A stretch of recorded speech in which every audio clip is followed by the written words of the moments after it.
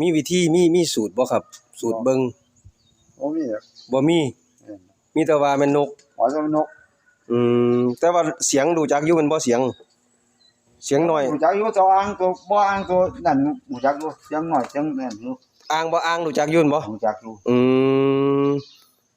มนกพ่อบ้านเฮานี่เล่นหลายคนบ่มี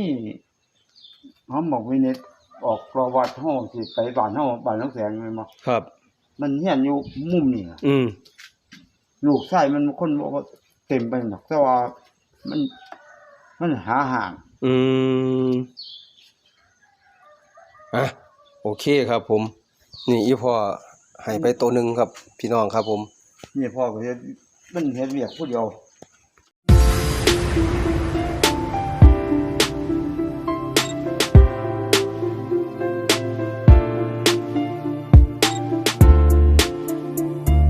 สวัสดีครับผมสวัสดี FC ทุกท่านนะครับผมตามเคยล่ะครับพี่น้องครับคนชอบคนรักเจอกรงที่ไหนจอดที่นั่นนะครับพี่น้องครับผมวันนี้มาเจออะไรไม่รู้นะครับผมเดี๋ยวไปชมกันนะครับผมพี่น้องครับฟากซีนะครับข้ามชีมานะครับบ้านสงแดงบ้านนาแพงครับพี่น้องครับผมเลาะไปเรื่อยล่ะครับผมใบนี้ว่าเฮ็ดกองกินใบเตยมันรันแล้วก็สิอีพ่อครับอีพ่อทองมีครับสวัสดี FC พี่น้องเฮาเนี่ยอีพ่อครับสวัสดีครับอีพ่อทองมีบ้านสงแดงเนาะครับผมผมขี่รถผ่านผมก็เลยเห็นไอ้กรงนกจุ่มนกเป้าว่าอาศัยว่าขั้นตัวตัวโหสิเอาเขาครับ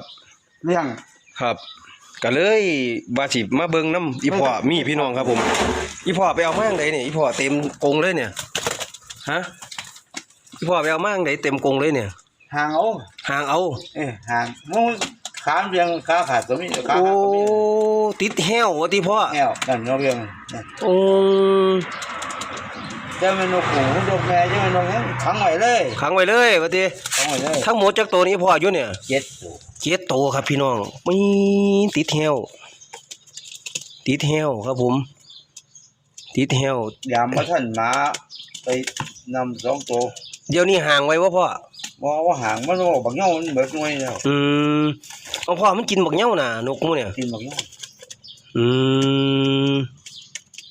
กินบักเหย้าพ่อบ่ได้กินมันตัวเนาะหรือเอามาเลี้ยง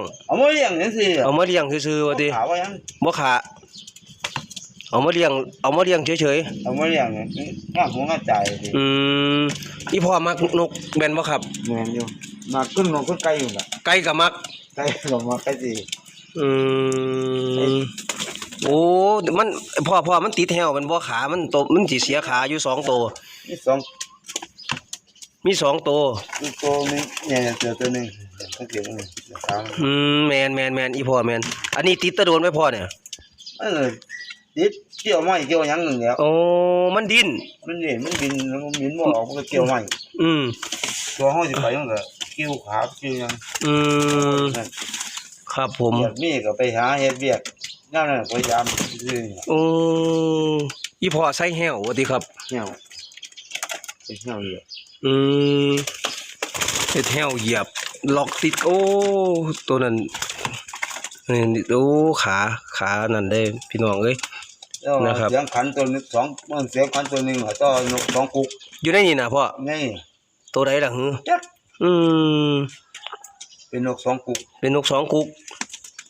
มันตัวไหนแต่ว่าบ่รู้ว่าตัวไหนแม่นพุ่นแล้วมัน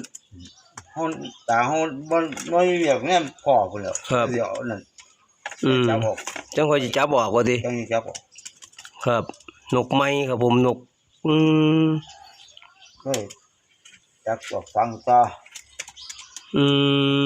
อีพ่อกำลังจักออกสังกะตาสารพิษยุ่นถ้าสีพิษด้วยว่าใจพี่ยายน้องสาวเลยกระตายกระตาแม่ยายน้องเมียเอาพ่อบัดที่นี่พ่อบ่ทันได้จับมันบ่เนี่ยบ่ทันได้จับจักโตนบ่บ่ได้จับออกอีกตัวมันติดมาตะโดนไปนกที่พ่อขังไว้เนี่ยตัวก็เดือนตัวก็พ่อเดือนโ โอ้ก็เสียขาเลยก็3ตัวเนาะพ่อเนาะเห็นอยู่นี่เสียขาเลย3ตัวลังโตกับเดียนลังโตกับพ่อเดียนบ่ติ แน่น อืม ทั้งตัวหนึงก็ได้วังจังมือสิหามือ 4-5 มื้อมาพักหลังเข้ามานี่นะพ่อ แน่น นกโคกทั้งซี่หรือโคกใดพ่อเนี่ย โอ้โหง่ายจ้ะ อืม หน้าบ้านเนี่ย หน้าเราบ้านนี่ว่าติครับ อืม อืมเอาโอ้เอาพ่อผมเห็นตัวหนึงเป่งได้กับพ่อน่ะ นั่นนกตัว ใส่อีพ่อ เฮ้ยโอ้อีพ่อมีนกตัวนำเอามา เอ้ย มาพ่อมาพ่อเอามันจักกูครับผมเนี่ย นกเดียว ให้พ่อเอาออกมาเบิ่งนะครับผม อืม นกกุ๊กเดียวน กกูเดียวว่าติพ่อเปียครับอู้พะเนียดอีพ่อก็มีพะเนียดอีพ่อก็มีพอดีเลยเนี่ยพะเนียดเด่นนกกูเดียวว่าติพ่อน กกุ๊กเดียว ได้เฉลยจากตัวแล้วพ่อ ฮะ ได้เฉลยจากตัวแล้ว ได้2-3ตัว ได้2-3ตัวเอามาใส่เนี่ยนกตัวเนี่ย นกตัวนี้เอาน้องใส่อยู่บ้านไหนหรือ บ้านไว้ลืม แม่นน่ะ บ้านไว้ลืมชื่อว่า ชื่อว่าเอ๋ ตาเอ๋ แม่น บ้านเราอยู่หน้าวัดบ่ อยู่นี่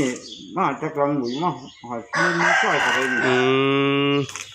ตาเอ๋ว่าติได้3ตัวว่าติพ่อ ได้2-3 มีความมีหยังบ่เนี่ยนกตัวนี้ ฮะ มีความมีคารมมีหยังบ่ มันก็ออดไปซั่นแหล้วมันบ่จักดอก อืม มันเวลามันอย่างตัวนกโตล่ะเดี๋ยว ต้นฮกโก เออ เฮียกดี ให้ร้านเขาเอามาร้านไปเฮ็ดงานเตบุนั่นเอามามันหมายไว้ อื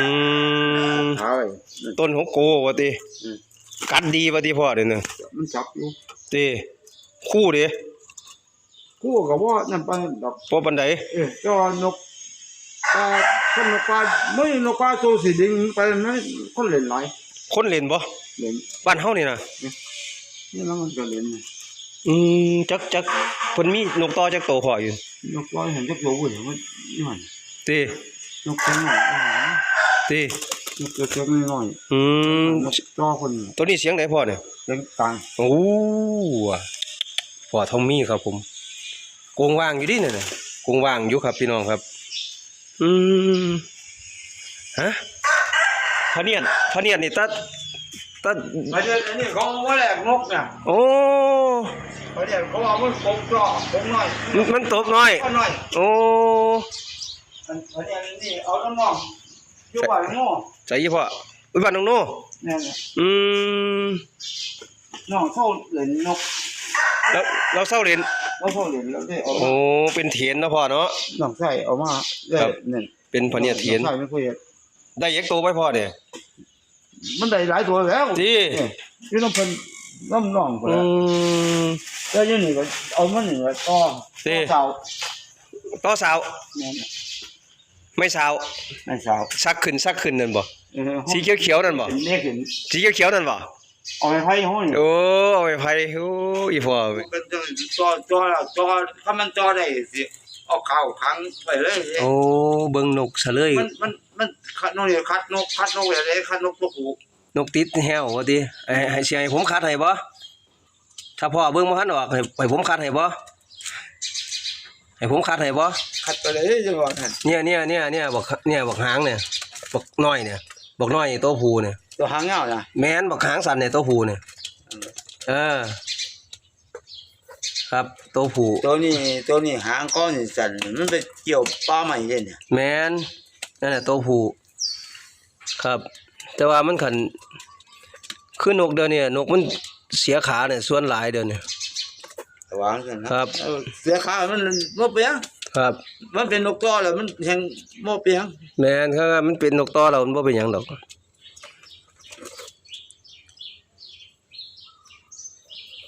นะครับผมกะนกผูเนี่ย3 โต 4 โตอยู่เนี่ยนกผู แต่จะเป็นบักเสียงใหญ่เสียงน้อยเท่านั้นแต่เอาตัวมองมันอยู่นั่นมองห่างนี่มันนกเสียงใหญ่ก็มี นะครับเบิ่งเอาพ่อแต่ว่าตัวนั้นตัวผูเนี่ย นั่นตัวผู้อันนี้ตัวผู้เนี่ยตัวเสียขานี่ก็ตัวผู้เนี่ยนะครับ ขาไว้ก็มีเนี่ยผูกขาไม้ขาไว้ แมนไม้ขาไว้ ก็จะว่าไม้นี่สิไม้โตได้รุ่นเลยก็แบ่งเส้นนะ อ๋อตัวใดแต่รุ่นตัวใดแต่ก่อน อืมนกติดแหวนะครับผมนกติดแหว มันจะโตเนี่ยมัน ใช่ ไม่น้อย มีจักโต มันมีโต อืม บ้านเมื่อก่อนก็มันเอาไปขอกันเนี่ยมันได้ขอ อืม ไปเลย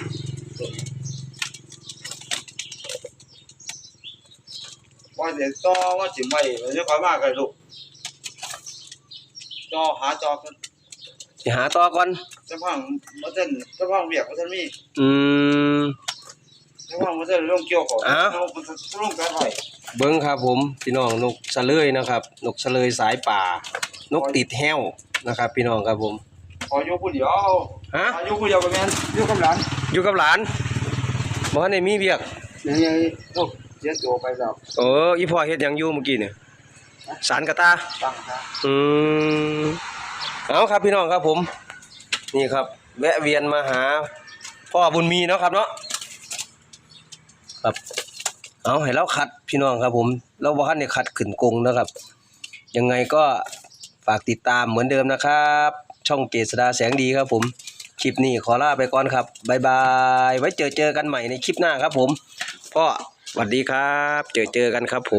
มขอบคุณมากครับคุณพ่อครับ